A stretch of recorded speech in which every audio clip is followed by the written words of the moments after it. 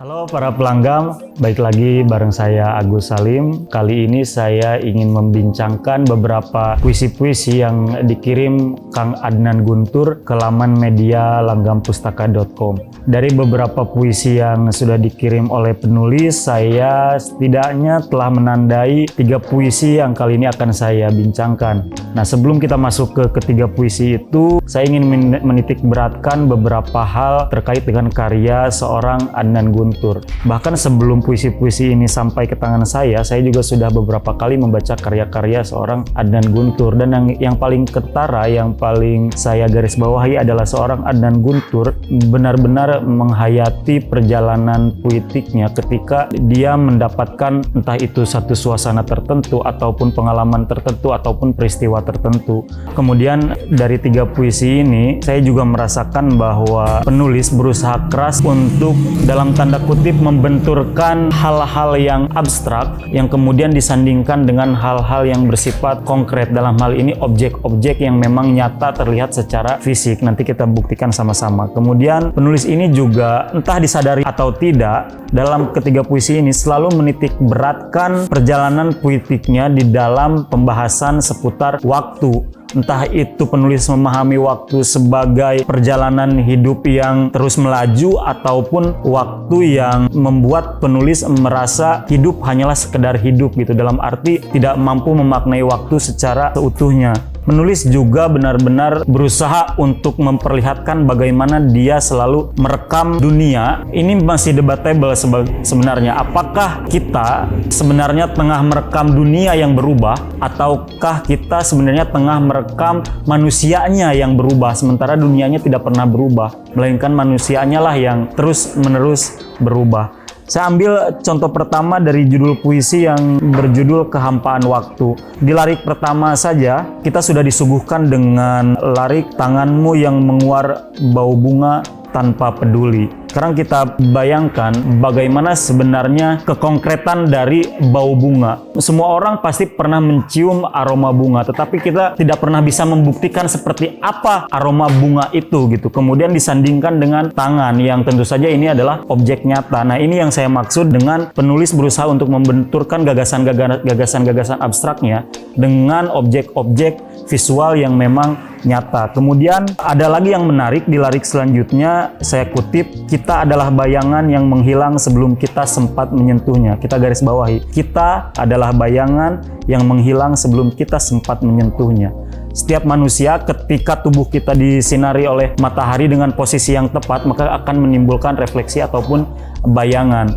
Nah, bayangan siapakah itu? Ya tentu saja bayangan diri kita, bayangan objek, bayangan yang memiliki bendanya secara utuh gitu. Tetapi di lirik ini bisa kita lihat bahwa kita sebagai manusia saja tidak mampu menyentuh bayangan diri kita sendiri yang kemudian pergi meninggalkan kita. Dalam arti penafsiran saya bahwa seorang Adnan Guntur berusaha untuk mencapai keakuannya, tetapi sebanyak usaha apapun itu yang dilakukan, sebanyak itu pula kegagalan yang didapati oleh seorang penulis untuk menyentuh keakuannya ini, sampai-sampai dia tidak pernah bisa menyentuh bayangannya sendiri yang diasosiasikan sebagai dirinya.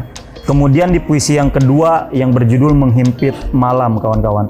Di sini lekat betul akan keinginan penulis ataupun kesadaran penulis untuk berusaha melepaskan diri dari hal-hal yang bersifat keduniaan gitu.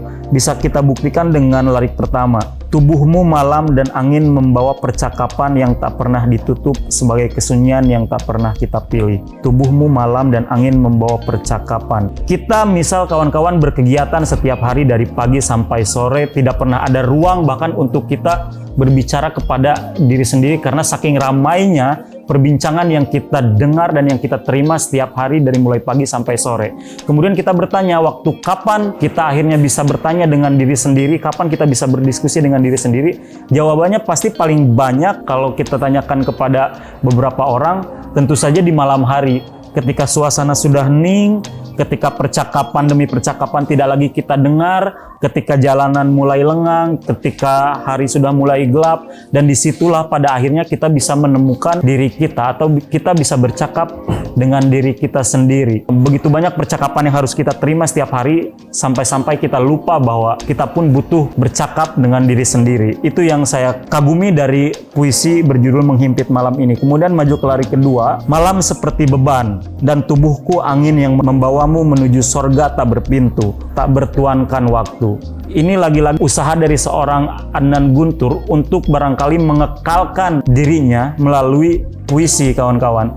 Ketika ia menggunakan frasa sorga tak berpintu, kemudian tak bertuankan waktu, ia ingin melepaskan dirinya dari persoalan-persoalan yang mengikat gitu, sehingga ingin mengekalkan. Nah, bisa saja ini menjadi jawaban bahwa puisi menjadi senjata seorang Adnan Guntur untuk menjadi kekal di dunia maupun ketika tubuhnya sudah hilang dari dunia. Barangkali seperti itu. Kemudian yang terakhir, puisi Kota yang Terlupakan. Ini adalah puisi yang menceritakan tentang keterasingan kehidupan perkotaan, tapi saya tidak mau membahas secara mendalam. Untuk itu kawan-kawan harus membaca puisi-puisi Adnan Guntur ini secara utuh di laman medialanggampustaka.com, kawan-kawan.